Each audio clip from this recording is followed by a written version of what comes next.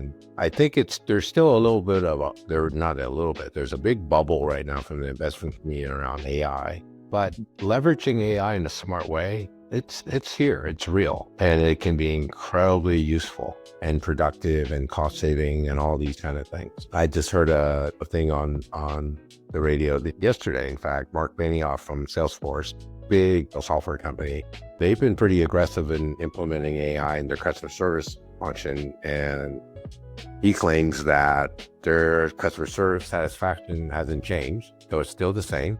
So there was no negative impact. They're starting to see a little bit of an uptake, so there's some positive impact of deploying AI. And also, by his own admission, he's reduced his customer service workforce from 9,000 to 5,000.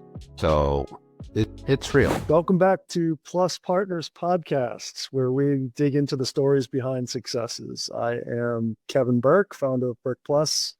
For the past 25 years, we have helped industry leaders build powerful brand positions, and now we're evolving that expertise into AI-powered growth strategies that drive revenue for our clients. If you're looking to diagnose what's holding back your growth and convert that insight into measurable results, drop a note in the comments. We'd love to explore how we might help. But today, we have a great guest, Dickson Chu from Concierge Plus, the first ever, because they've been around for a while like us, residential experience management platform.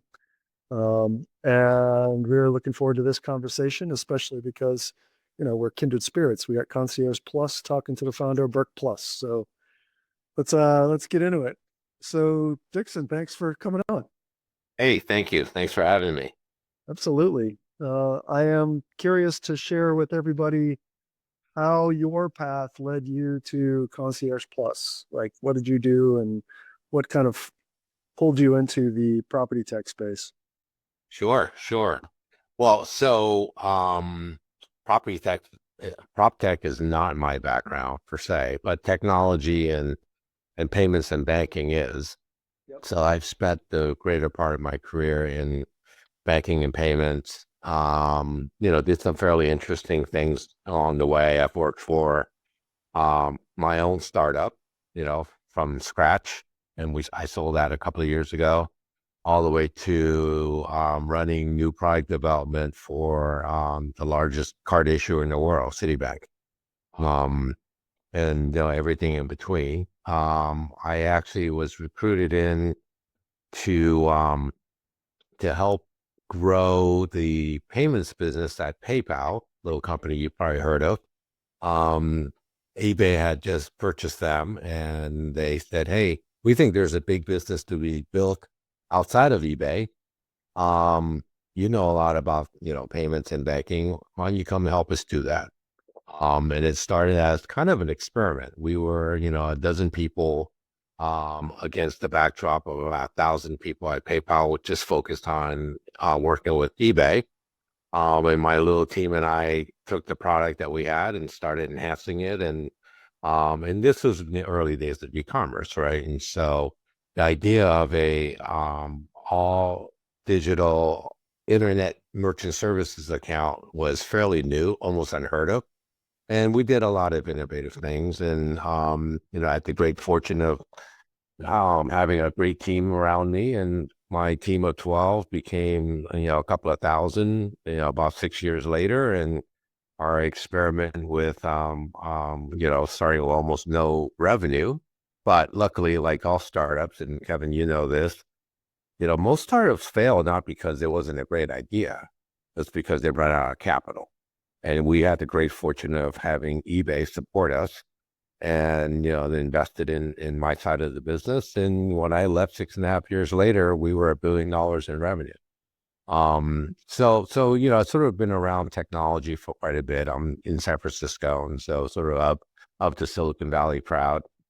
But when I sold my startup a couple of years ago, a friend of mine and some investors bought Concierge Plus from the founder. And I was probably his first phone call. And I've known Scott, our CEO, for almost a little more than 30 years, actually. And he said, "Look, we know it's fairly obvious to integrate payments into and other potentially other financial services into our software business, into our SaaS business. Why don't you come and help me do that since you've got some time on your hands? So that it started that way, a little less than 2 years ago, and I signed up, and I'm the COO, and I look after technology and product and strategic relationships and whatever else Scott needs me to help him do. And we're trying to grow this little business into a big business. Awesome. Yeah, so much for that time on your hands, huh? Yes, it's been a ride, and it's been super fun. It's been great. I love working with small companies.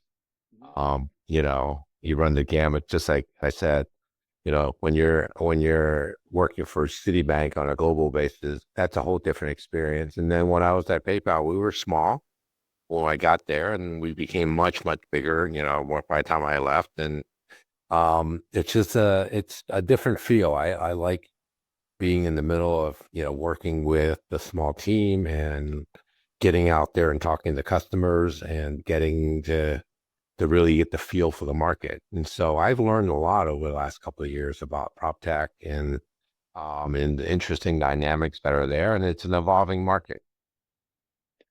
Yeah, for sure. We've been talking to a bunch of folks in the space, all different types of businesses, and it's really great, especially after, spending 25 plus years working in the commercial real estate industry and around it and servicing those folks, to finally see them being more open-minded and adopting technology, right? Yeah. It has been a bit of a dinosaur moving along pretty slowly, but seems like the floodgates are opening. And It's happening. It's happening. Certainly it started with kind of the back end platform technologies, right? Companies like Yardi and Folio and whatnot, with big account, sort of ERP like accounting platforms to support small and big property management companies. And what's the natural evolution, which we are kind of part of, is if you're supporting those sort of back office functions, at some point though, when you think about the job of the property manager, they have to interact with residents. They're getting paid to manage the properties, and that's not just paying the bills and that sort of thing. They're also there, hopefully, to add value to the residents so they feel good about, whether it's a property they own, like a condo, an HOA, or a rental. And you're right, that front end of the business is now rapidly evolving. The founder that we bought the company from saw this almost 20 years ago, and started Concierge Plus as what he calls the front end resident experience portal. It's a web-based portal with just a great set of different features that residents care about. Everything from communications modules. Hey, I need to talk to the property office. How do I communicate with them? Well, the traditional and still a pretty predominant way today is, you pick up the phone and you call Joe at the office, and hopefully someone's there to answer the phone, right? And then email comes along. So you send an email, and then you wait and you wait and you wait for a response back. And so we have modules for communications, back and forth, SMS and email and also phone. But also from the property manager standpoint, something as basic and happens all the time is, hey, I need to let all the residents know that elevator 3 is going into maintenance next week. It won't be in operation. And you can imagine like traditional ways that happens, there's little pieces of paper in the lobby and stuff like that. And then maybe they have an email list that they send out. Well, we have an announcements module that you can use for all sorts of things. They blast out the announcements to our mobile app as well as the website and things like that, and send emails. And so those are those kind of things. And then convenience features. Hey, I've got a friend coming next week. I need to reserve a visitor parking spot. Well, isn't it so much easier to be able to get online, look at what's available, and book your visitor parking spot? So we are probably the most feature rich, just because we've had the luxury of having been in the market as long as we have. And there's always lots more to do, but I think we we start from simultaneously the resident's point of view. What are the things that make life easier for them? What are the things that help them manage their most, valuable asset, right? Their home.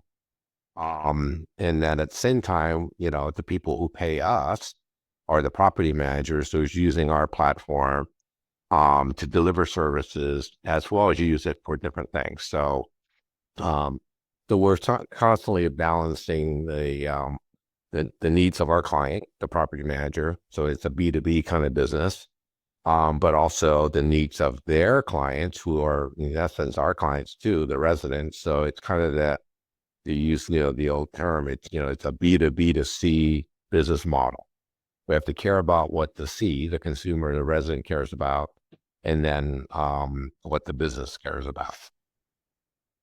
Yeah, I think taking a look at the whole ecosystem of how you manage the properties from a tenant perspective first is a bit unique to the industry, right? And it sounded like from our first chat that the founder kind of was going on a building by building kind of, Yes. one by one operation. And the idea that this was scalable, more of an enterprise software solution is I think what's probably driving you guys. What's typically the size of the how many units does property owner want to be managing for you guys to be looking at them? Like, what's your Yeah. sweet spot for getting into your ideal client? Yeah, I wouldn't say that there's a sweet spot per se, because as you pointed out, we started out pretty small, a building with 50 units kind of a thing, right? And we're selling one building at a time. And some of these are self-managed as opposed to a professional property management company. But over time, that's evolved. And I would say that, we average probably um, 2 to 3,000 units per property manager that we are contracted to do business with. And that might be 3,000 units across, 50 buildings or 10 buildings. Um, and some of our largest clients are upwards of 12 and 15,000 units that they manage across a couple of hundred different properties. Um, and so obviously, from a go-to-market sales standpoint, it's easier to sell the one guy to get 10,000 units that's to sell 100 of them, right? But we serve people of all sizes, and we operate both in Canada. The company was originally founded in Canada, and then across the U.S. On the smaller guys, we probably touched on this before. I mean, I think it's still pretty antiquated on that end, right? A lot of Yeah, binders and spreadsheets and Excel absolutely. tables that they're using. What what do you think is driving them towards this platformization of their management systems? Is it ease of use or cost savings or all the above? Like, what's your take on that? It's it's all of the above. I mean, there's definitely productivity gains, whether you're small or large. If you can have things be digital and automated and have your resident be able to quote unquote self-serve without having to call you up and, you rifling through your binders to find out what's the history on that unit. And now you can just look it up and say, okay, here's the service work order history for this unit, or here are the requests that have come in and stuff like that. That's all in one place. It's a productivity savings for sure. Sending out, announcements in a really easy fashion and having your residents be able to respond easily. Those things are productivity gains, right? But honestly, if you look at it from um, the property management standpoint, their businesses, they're out there pitching new buildings to manage. And what increasingly we see is they take us into their sales pitch. Not us personally, but they talk about our capabilities as part of the value add that they're bringing to the table to a new building that they're going to manage. And here are the benefits to the residents. And everything from all the features I talked about to payments. Payments is unlike all the other folks out there that compete with us, we're the only ones that have the whole payments experience across all three tender types. So paper checks, believe it or not, is still very prominent in this industry, to online bank payments, to online card payments. And we have the whole experience embedded into our platform. And we control a lot of that. And so it gives us a lot of latitude to deliver a pretty seamless service, both for residents, but for the property manager. You think about it, every month they're collecting either HOA dues or rent or whatever it is. That's their accounts receivable. So now they can more predictably manage cash flow. I know that this amount is going to come in on the 30th or the 31st, on the 1st and 2nd. There's a pattern. It hits my bank account. I just log in the Concierge Plus and see the receivables inflow, and then I can plan accordingly in terms of my payables outflow, right? Yeah, I totally get that. I wish my clients would be on that service for paying their invoices up front. Um, that would facilitate a lot of business challenges. Uh, so you're talking about more, sort of adding technology layer to this quasi antiquated systems. But you guys are also working in New York primarily, right? Well, Bulk of your buildings. in the U.S., so our portfolio is almost evenly split between Canada, where we started, Mhm. and then across the U.S. And then within the U.S., because it's such a high density market in New York City, the five boroughs, um, they probably represent about half of our U.S. units. Okay. Um, and then, as you would expect, Florida, very popular market for us, lots of condos down there. Um, Yep. and then Arizona, we have a very big client out here in California. We have some California business, Texas. But you're right. There's a bit of concentration in the sort of greater New York area. Yeah, I guess what I was getting at is are you seeing tenant expectations kind of changing along with the availability to bring more technology into the space? I think so. I believe that's an industry-wide trend. Um, but if you look at what we're seeing, tenants have, once they get the capability, they come to expect it, right? I don't want to have to wait for office hours and get a hold of Mary at the office for something. I can just post it, right? I can communicate electronically.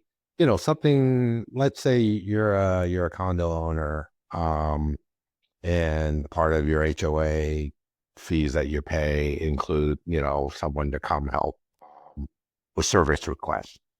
Hey, I've got a leak in my bathroom. Well, now with us, you can log into our work order module, describe what you need. Um, and I'm going to talk about that in two parts.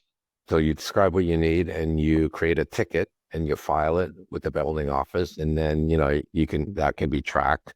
The office now can't say they lost it or whoever took the phone call may not have written it down right. They've got that. They acknowledge the ticket. They'll probably contact you to get some clarification, and then they'll assign, a vendor to come and do it. And our systems help them track progress along the way, work in progress, vendor was dispatched, that sort of thing. So that's in place. That's one of our most used features, actually, service request. What we're doing is, in a couple of months, in October, we'll be launching a whole series of AI-enabled capabilities for our platform. So like everyone else in the world, we're leveraging this incredibly powerful technology to automate things and to do tasks that otherwise someone would have to kind of get involved, manually. So picking up on the service request example, so once the AI is out, now the resident logs in, goes to, in fact, they don't even go to the module. They'll just they'll just see the conversational AI bot, the chat bot, and it'll say, how can I help you? In fact, we named our chatbot Ryan. And there's actually kind of a funny backstory. The original founder, when it was a small company, he didn't want people sending him personal emails, right, to his email address. So he created an alias called Ryan. And so Ryan was the customer service interaction, right? And slowly, when we bought the company, there were still people who were paying us and say, "Hey, where's Ryan?" Is he still working with you? Exactly. So now we're That's bringing great. Ryan back That's great. as a chatbot, and Ryan's going to ask you what you need, and you're going to say, "Hey, I've got a leak in my bathroom." And the great thing about AI technology, and you have to train it over time, but it'll have a conversation with you. Well, tell me more. Okay, it sounds like there's a leak in your guest bathroom, so on and so forth. It'll vet that what that is, and then it then takes that and creates a well documented work order that gets then submitted to the property management office for them to take action. You pull that thread further. Some of the things we'll be adding to that later on is um, features that help the property manager automate some of that assignment of vendors and tracking, and then all the way to then logging the payables. Okay, this vendor, this job's done. The resident says they approve. Now we put them on the payment cycle, and we schedule paying the vendor. And so this is all about just making life easier on both parties, right? And also just create some productivity. Sweet. I think you nailed it by saying kind of like everybody here, we're all trying to figure out the best way to leverage AI in the system. Yeah. But when you Yeah. guys have a 20-year-old data set, Right. that puts you at an advantage, right? So if you can figure out a way to tap into that Yeah. for Yeah. to make the product better and to add features to the product, I think you're really onto something for sure. Um, you you were talking a little bit about, kind of you get the opportunity to be carried in by vendors or by, property management teams who are looking to manage new properties. Are you creating strategic partnerships with those guys, or are there other folks that you're sort of Absolutely. partnering up with? Yeah. Absolutely. I mean, when you think about all the things that are required to do the job of the property manager, um, there's a ecosystem of different features. So we like to think that we are acting as a kind of a glue, right? Delivering that set of resident experiences as well as productivity tools and reporting tools for the property manager. But we're not going to build everything ourselves. So I'll give you an example. Particularly in New York, it's prominent.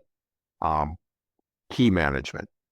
Okay, there, the building office has a master key, and it may have a key for your unit if they ever need to do it, or you've lost your key, right? Um, and that gets managed centrally. Well, we're not going to build a key management system. There are great companies that do that already, or access systems, right? You come to the door, you punch your code in, it recognizes you, authenticates, lets you in. Well, we've integrated it with a couple of key management companies, um, and it's a win-win for both of us.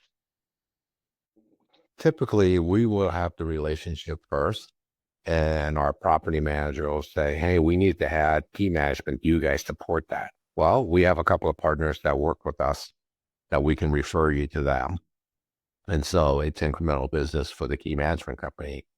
And every once in a while, the key management company would have been in a property that we're not in. And in fact, there's a very real life example. We're going live with a pretty decent sized building in New Jersey right now, where the key management company called us and said they need, they've been asking about a resident experience portal, and they heard about you guys.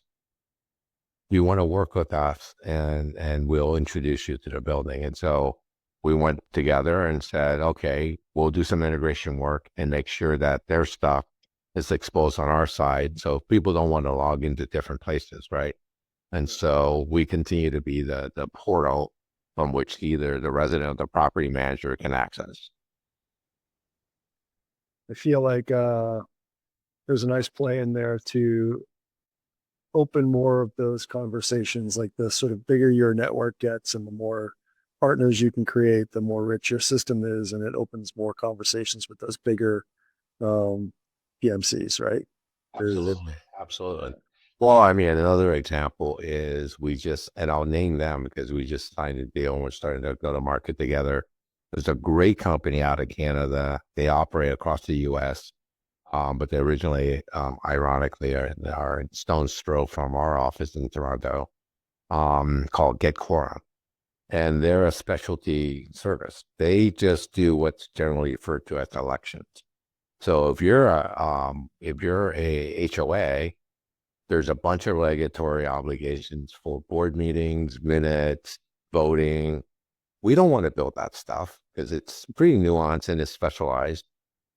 But we can expose access to that system as well as keep track of all the reporting and the outcome of what happens in a board vote um, or whatever, an election. And so we've partnered with them and we are starting to look at our existing portfolio of property managers that that would like to have this system be digital and the record keeping be tracked and all that. And so we bring our partners in and we're hoping that there'll be the same kind of occasion where they're working with someone that we're not working with and they introduce us. and are you, if these partners are also sort of tech enabled, are you working with them to sort of dovetail your two systems together? Are you Yes. looking for them to have an open API that you're using? Like, how's that typically playing out? Well, because as you mentioned early from the onset, automation is still a evolving and growing piece of this industry.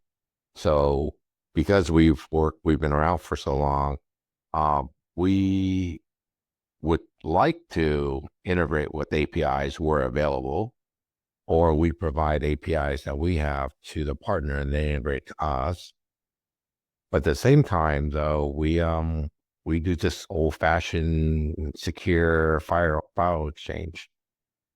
Um, there was a different key management company that we worked with that um, they won business from one of our existing clients, and the client said, "Well, you need to talk to Concierge Plus because we work with them, and we want your the key information because you're going to need unit information or resident information to populate your key management system. We're not going to key that into your system, so talk to them." So we spoke to them, and they don't have APIs, but they had a fixed file format of structure that they like to see in terms of how to ingest a file, a CSV file, into their system to populate it, so they know which tenant, which person belongs to which unit, and so forth. So we support just old-fashioned file exchange, but we like to integrate the APIs and less A you with little error, easier. actually an error. Yeah. Yeah. Yeah. How are you guys handling in that data exchange? There is definitely some security concerns, I'm sure, from not only the property owners, but from the residents themselves. How do you guys handle that end of it? Yeah, we have all the security and encryption tools in place for securing data at rest as well as in motion. We because we also do payments, we're also very sensitive about protecting data and making sure it's encrypted and so forth. Yeah. Are you doing a high level encryption on the pet registry? we, we have it. So that's funny you mentioned that. It's actually one of our popular modules, right? You're living Yeah. in a building and you want to register your pet so the rest of the building knows who your pet is, whatever cute characteristics, but also, things that people should be aware of, right? Um, and so no, we we haven't secured the pet registry, but it's always, secured access, right? It's a login, username, password. So presume, and we try to protect the front door pretty well. And so if you're in the system, you can go around all the modules. Um, but you have to get into the system first. Yeah.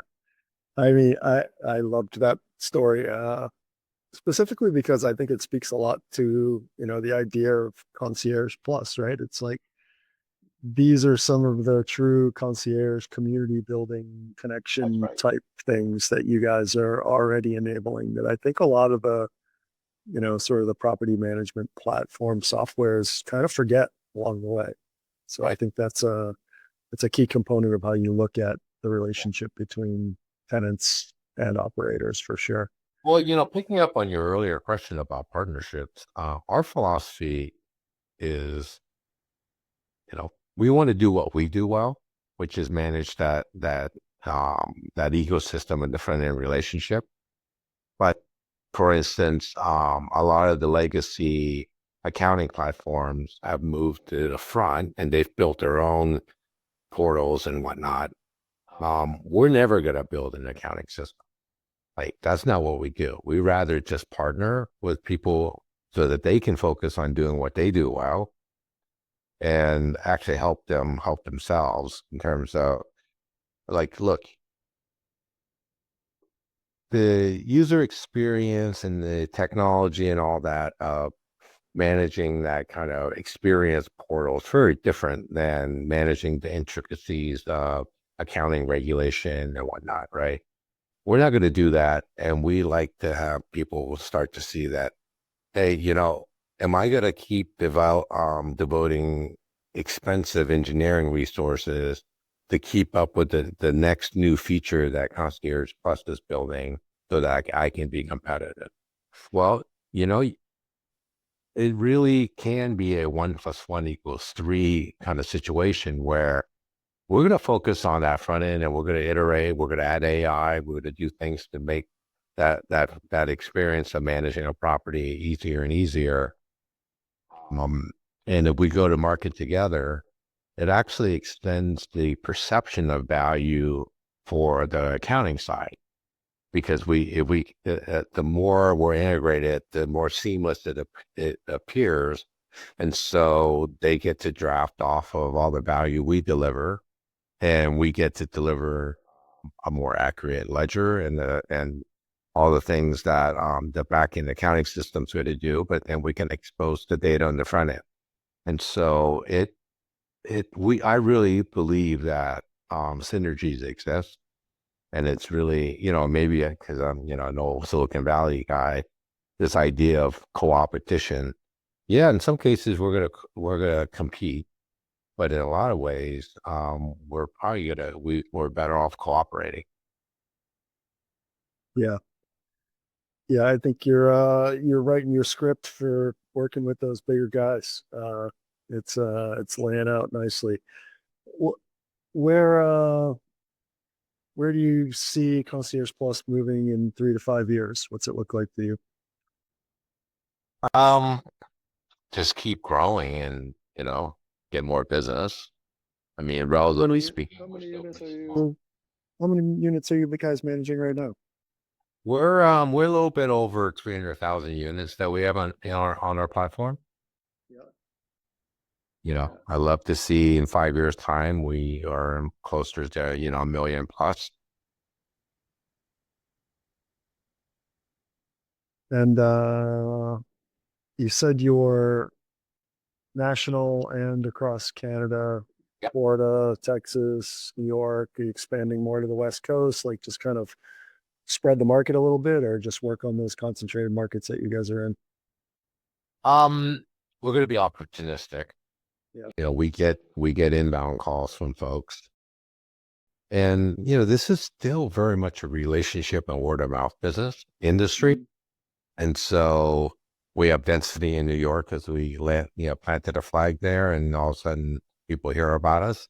And in the Yeah. same way, we grew in Florida and that's one side of it. The other is, we're still a small company. So one thing that you're not going to substitute it is because it's still a relationship sale. Is you need boots on the ground, and so flying the sales guy around the country is not very cost efficient. Um, and so we try to concentrate in different markets, but we don't. We generally try not to. We don't say no. And in this day and age, one of the positive outcomes I think of the pandemic is people are increasingly used to, working with somebody remotely. So we have clients in Arizona, and my team's in part of my team's in Toronto, and we just get on a call and do a Zoom and walk them through what they need to do training remotely. And luckily a lot of people are getting more and more used to that. Yeah, times are changing for sure. Yeah. Um, all right. So I'll give you the chance to wave your magic wand on on the industry and how it operates. What do you think your biggest change would be to sort of make it better? The industry? I think Yeah. I think what we I don't know that the founder of this company set this out as a goal per se, but I think what's increasingly happening is as services like ours are being adopted, um, you're just going to create more digital, less paper, which means fewer mistakes, more automation, more productivity.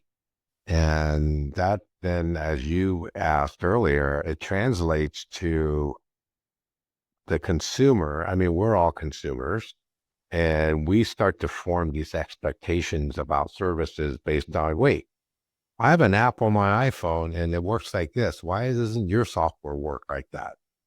Right?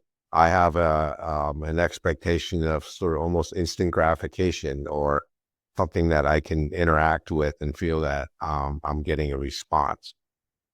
That's hard to do when you're staffing an office with a bunch of people, file binders, and they're taking calls and answering emails. So I think that the resident or consumer expectation is going to increasingly pull through. We already have property managers that are pretty forward leaning that want to be able to offer these features, these capabilities as part of the value add in the service that they're delivering, with the byproduct of the more it's being used digitally, the less manual intervention and paper-based kind of record keeping that they need to have. And so hopefully what we're able to do is, make up, and the old Steve Jobs kind of quote is, can I create a dent in a universe? And in this universe, it's really about how do you continue to deliver great experiences and service to homeowners who are now increasingly part of HOAs, and then someone's managing that as HOA, and they should earn their keep in terms of that management fee they get by delivering more and more services. And the only efficient way to do that is electronic. You are speaking my language, and everybody else's that I talk to. It's a movement for sure. Yeah. It's nice to be able to get a chance to talk to the people who are kind of driving it forward. I really appreciate your time. Yeah. I'll give you the last word. You got any parting wisdom for the folks that may get a chance to sit and listen to the whole thing? Parting wisdom. It's my $5 question at the end. Yeah, exactly. It almost seems like it's obvious, but like, digital interaction, it's just an integral part of every business, right? And I think there's still a little bit of not a little bit, there's a big bubble right now from the investment community around AI, but leveraging AI in a smart way, it's here, it's real, and it can be incredibly useful and productive and cost saving and all these kind of things. I just heard a thing on the radio yesterday. In fact, Mark Benioff from Salesforce, big software company, they've been pretty aggressive in implementing AI in their customer service function. And he claims that their customer service satisfaction hasn't changed. So it's still the same. So there was no negative impact. They're starting to see a little bit of an uptake. So there's some positive impact of deploying AI. And also by his own admission, um, he's reduced his customer service workforce from 9,000 to 5,000. So it's real. Yes, it is very real. And I do think though, we're still at the point of the journey where the human interaction with the technology is still pretty critical. Correct. It can definitely remove the low-hanging fruit of jobs, and not as many people need to answer a phone, or not the same. You don't have to get the service person on the line to tell them that your sink is broken, kind of stuff, right? But somewhere along the path, you have to sort of watch it for accuracy, Right.